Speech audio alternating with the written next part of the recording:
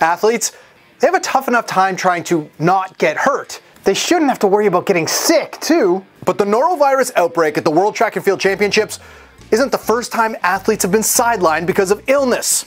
So here are 5 other times athletes got sick. At the Rio Olympics, Canadian boxer Mandy Boo Joe was making her Olympic debut. But the night before her quarterfinal match, she was hit by a stomach virus and hospitalized.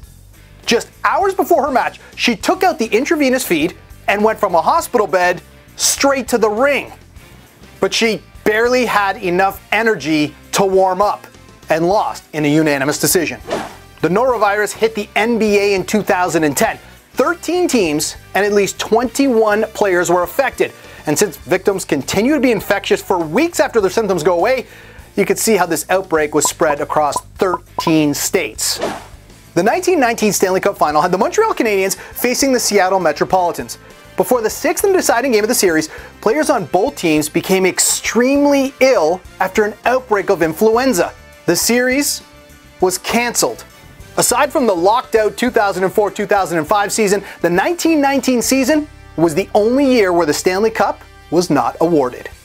If an athlete is cut and the wrong kind of bacteria gets into that cut, they could suffer a staph infection. We see it often in sports because this bacteria travels in sweat and blood. Peyton Manning, Tom Brady, and Blake Griffin have all missed significant time because of a staph infection. In 2014, the NHL experienced a mumps outbreak that hit 5 different teams. No one knows for sure who was patient 0, but the most famous case was Sidney Crosby and this now famous picture.